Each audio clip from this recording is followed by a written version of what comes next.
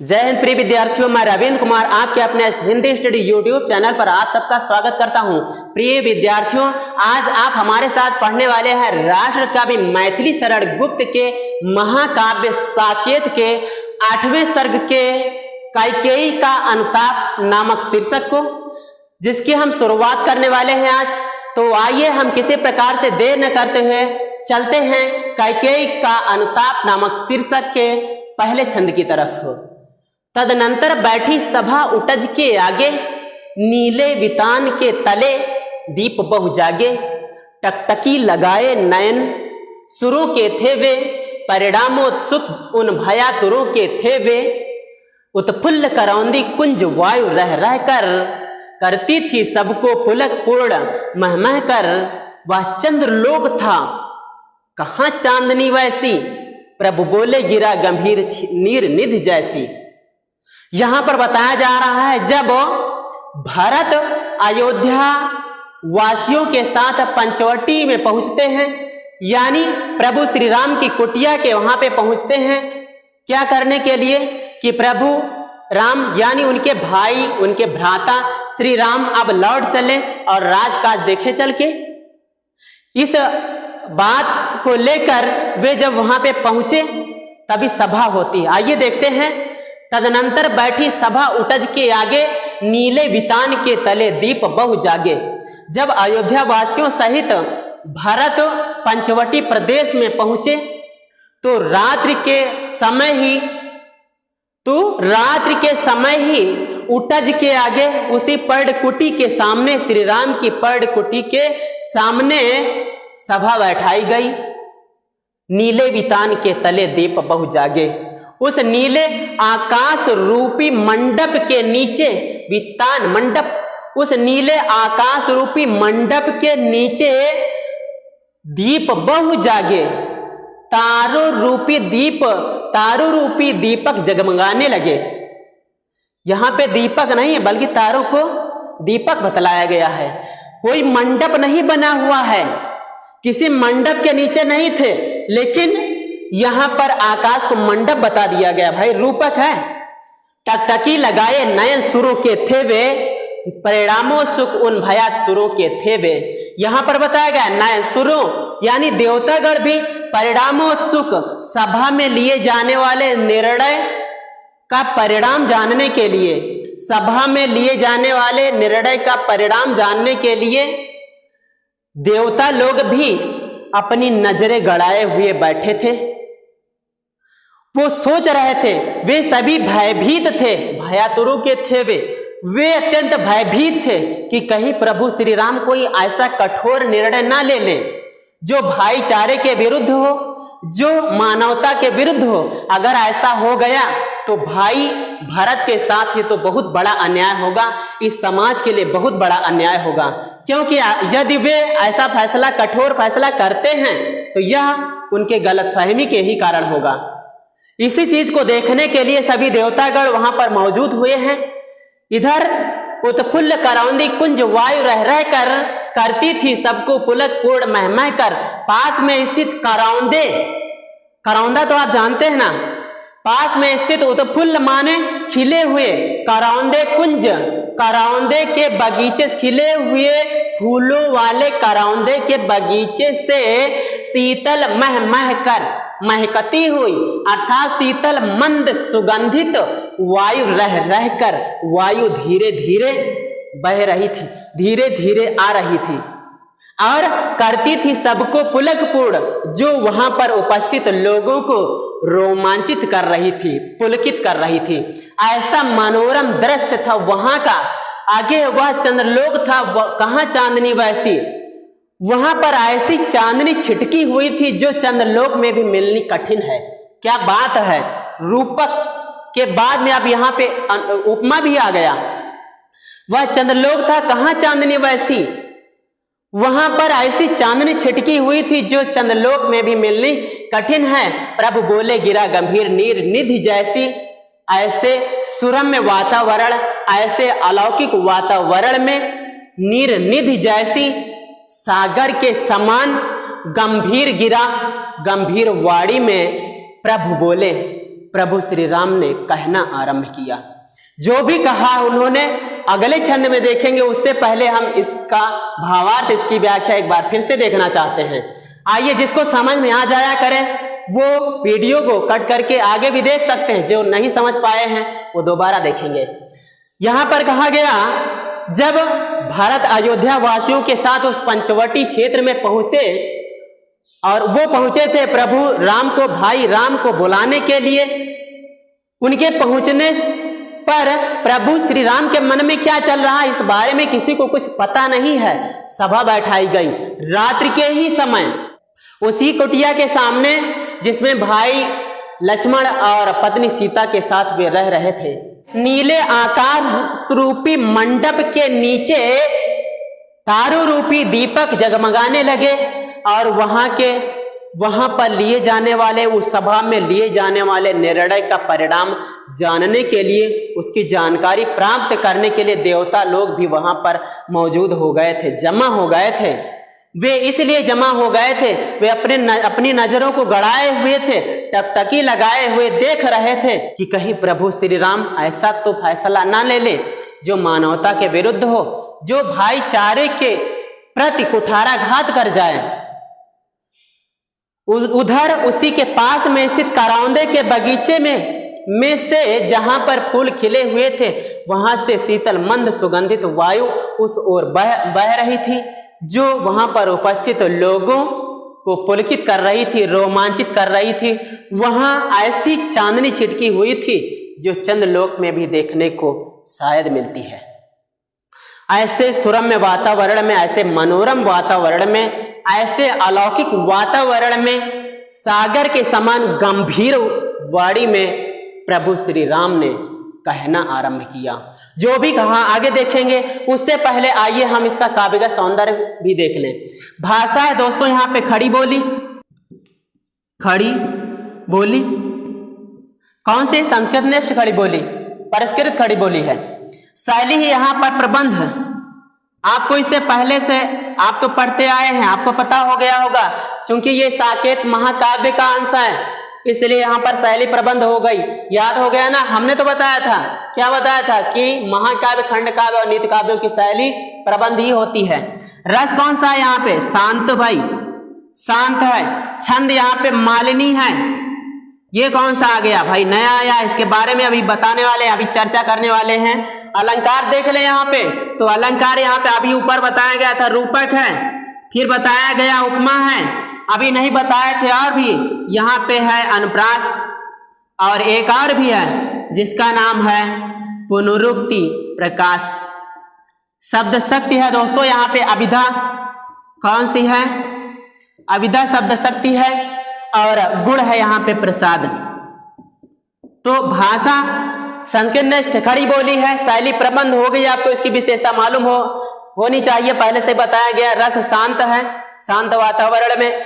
छंद मालिनी है। आइए मालिनी छंद के बारे में चर्चा कर लेते हैं। मालिनी एक समवर्णिक वृत्त है, इसमें 4 चरण होते हैं।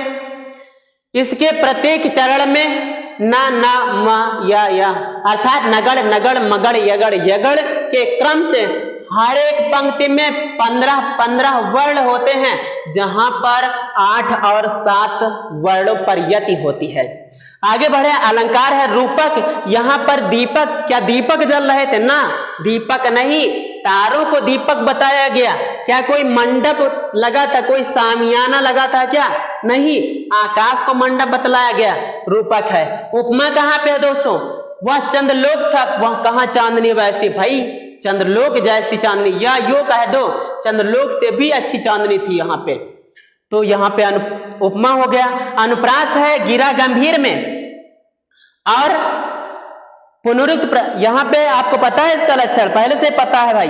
पुनरुक्त प्रकाश है मह, मह कर में, रह रह कर, क्योंकि यहाँ पे समान वर्णों की आवृत्ति एक ही अर्थ में हुई है। गुण इधर आए, अभिधा शब्द शक्ति, यहाँ पे जो कुछ कहा गया वही अर्थ निकल रहा है। प्रसाद गुण है, यानी यहाँ पर प्रसन्नता की बात, प्रसन्नता की हो या हृदय के शांत होने की बात है। आइए हम अगले छंद की तरफ चलते हैं। हे भरत भद्र अब कहो अभीप्सित अपना, सब सजग हो गए भंग हुआ जो सपना। हे आर्य रहा क्या भरत अभीप्सित अब भी, मिल गया अकंटक राज्य उससे जब तब भी, पाया तुमने तरुतले अरण्य बसेरा, रह गया अभीप्सित शेष तदप क्या मेरा, तन तड़प तड़प कर तप्त तात ने त्यागा, क्या रहा अभीप्सित और तथापि अभागा। यहाँ पर उस सभा के बीच में भाई भरत से प्रभु श्री राम पूछते हैं, तो सभा के बीच श्री राम भाई भरत की इच्छा के विषय में पूछने लगे। क्या पूछते हैं? हे भरत भद्र अब कहो अभीप्सित अपना, हे भद्र हे शिष्ट स्वभाव वाले भरत, हे शिष्ट स्वभाव वाले भरत, अब तुम अपनी मनोकामना बताओ, अब तुम अपनी इच्छा के विषय में बताओ। सब सजग हो गए। भाई की इस बात को सुनकर, प्रभु राम की इस बात को सुनकर वहां पर उपस्थित सब लोग सावधान हो गए। सब लोगों की स्थिति ऐसी हो गई, भंग हुआ जो सपना, जैसे स्वप्न के टूटने पर किसी व्यक्ति की स्थिति होती है। अर्थात सब लोग सावधान होकर भाइयों के संवाद के परिणाम को जानने की इच्छा में उनके परिणाम की प्रतीक्षा करने लगे। हे आर्य रहा क्या भरत अभीप्सित अब भी, मिल गया अकंटक राज्य उससे जब तब भी। भाई की बात सुनकर भरत कहने लगे, हे आर्य रहा क्या भरत अभीप्सित अब भी, मिल गया अकंटक राज्य उससे जब तब भी। हे आर्य मुझे अयोध्या का अकंटक, मुझे अयोध्या का निष्कंटक, मुझे अयोध्या का बाधा रहित राज्य प्राप्त हो गया, और आपको पाया तुमने तरुतले अरण्य बसेरा, और आपको तरुतले यानी वृक्ष के नीचे अरण्य बसेरा मिल गया। अब आप ही बताइए अभीप्सित अब भी, रह गया अभीप्सित शेष तदप क्या मेरा। अब आप ही बताइए मेरी ऐसी कौन सी मनोकामना है जो अब भी अधूरी होगी। तन तड़प तड़प कर तप्त तात ने त्यागा। भरत बड़ी भावुकता के साथ कहना चाहते हैं, वो दूसरे शब्दों में कहना चाहते हैं। कहते हैं तन तड़प तड़प कर तप्त तात ने त्यागा, क्या रहा अभीप्सित और तथापि अभागा। तप्त तात ने, दुखी पिता ने तड़प तड़प कर तनु त्यागा, दुखी पिता ने तड़प तड़प कर अपने प्राण त्याग दिए। बताओ आप ही मुझ अभागे के लिए क्या रहा अभीप्सित और तथापि अभागा। मुझ अभागे के लिए इससे बड़ी मनोकामना और कौन सी हो सकती है जो अब भी अधूरी होगी। भरत के इन वचनों को आप दोबारा सुन लीजिए। पहले शुरुआत में जब भाई श्री राम भरत से कुछ पूछते हैं उसके विषय में, क्योंकि सभा के बीच में प्रभु श्री राम अपने भाई भरत की इच्छा के विषय में पूछना चाहते हैं। वे कहते हैं, हे शिष्ट स्वभाव वाले भरत, तुम अब अपनी मनोकामना के विषय में बताओ, तुम अपनी इच्छा के विषय में बताओ। भाई की इस बात को सुनकर, राम की इस बात को सुनकर वहां पर उपस्थित सब लोग सावधान हो गए। उन लोगों की स्थिति ऐसी हो गई जैसे स्वप्न के टूटने पर किसी व्यक्ति की होती है। अर्थात वहां पर उपस्थित सब लोग भाइयों के संवादों के निर्णय की प्रतीक्षा करने लगे, आखिर होने वाला क्या है। श्री राम की बात को सुनकर भरत कहने लगे, हे आर्य, मुझे अयोध्या का निष्कंटक राज्य प्राप्त हो गया और आपको वृक्ष के नीचे अरण्य बसेरा मिल गया। भरत भावुकता के साथ कहना चाहते हैं, अपने मंतव्य को प्रकट करना चाहते हैं। वे कहते हैं कि दुखी पिता ने तड़प तड़प कर अपने प्राण त्याग दिए। मुझ अभागे के लिए ऐसी कौन सी मनोकामना हो सकती है जो अभी अधूरी होगी। आइए इसके काव्य का सौंदर्य को भी देख ले। आप इसके भावार्थ को खुद समझिए, आखिर भरत कहना क्या चाहते हैं और प्रभु राम पूछना क्या चाहते हैं। उन्हें पता भी हो फिर भी उस चीज को लोगों के सम्मुख प्रकट करना चाहते हैं, इसलिए सभा बुलाने की उनको जरूरत पड़ गई है। आइए इसके काव्य का सौंदर्य को देखते हैं। भाषा है दोस्तों यहाँ पे खड़ी बोली, और शैली है प्रबंध। कौन सी शैली है दोस्तों? प्रबंध। और रस है यहाँ पे करुण, चूंकि पिता के मरने पर दुख तो हर एक किसी को होता है, यानी करुण की बात आई, यहाँ पे शोक की बात आई है। छंद है यहाँ पे शिखरड़ी। कौन सा है दोस्तों? शिखरड़ी छंद है, यह एक वर्णिक छंद है। अभी इसके बारे में चर्चा करने वाले हैं। अलंकार यहाँ पे है उपमा, सबसे पहले उपमा है, उसके बाद में अनुप्रास भी है। कौन सा दोस्तों? अनुप्रास। शब्द शक्ति है यहाँ पे अभिधा, अभिधा है। और भरत जो कहना चाहते हैं स्पष्ट शब्दों में कह क्या रहे हैं? आखिर उसका तो अर्थ लगाना ही नहीं सीधे, हमें दूसरा भी अर्थ निकालना है। वो दूसरे शब्दों में भाई को समझाना चाहते हैं, भाई से बताना चाहते हैं। वो है दूसरी शब्द शक्ति लक्षणा। और अगला है गुण। गुण यहाँ पे होगा दोस्तों प्रसाद। आइए इसके काव्य का सौंदर्य को फिर से देखते हैं। भाषा खड़ी बोली है, संस्कृत निष्ठ खड़ी बोली। शैली प्रबंध है। प्रबंध शैली की विशेषता तो आप जानते हैं कि जहां पर किसी घटना या चरित्र का वर्णन आदि से अंत तक निरंतर मिलता है, वहां पर छोटी छोटी कथाएं भी आया करती हैं, लेकिन उनका इस शैली पर कोई प्रभाव नहीं पड़ता है। वहां पे शैली प्रबंध होती है। प्रबंध शैली महाकाव्यों, खंड काव्यों और नीति काव्यों में अक्सर पाई जाती है। रस यहाँ पे करुण है। करुण रस का स्थायी भाव होता है शोक। किसी प्रिय व्यक्ति, इसका लक्षण होता है किसी प्रिय व्यक्ति, वस्तु आदि के नष्ट हो जाने के बाद हृदय में स्थित शोक नामक स्थायी भाव जब रस दशा में पहुंचता है तो करुण रस की निष्पत्ति होती है। छंद है शिखरड़ी। शिखरड़ी छंद एक वर्णिक छंद है जिसमें 4 चरण होते हैं और इसके प्रत्येक चरण में यमन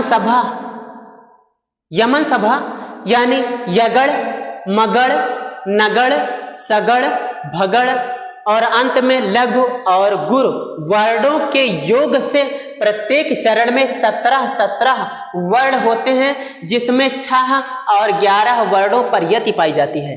अलंकार है उपमा। यहाँ पे बताया गया वे लोग सावधान हो गए जैसे किसी का सपना टूट गया। अच्छा, तो यहाँ पे उपमा। अनुप्रास कहाँ पे है ये भी देख लेते। तड़प तड़प कर तप्त तात ने वर्ण की आवृत्ति हुई है।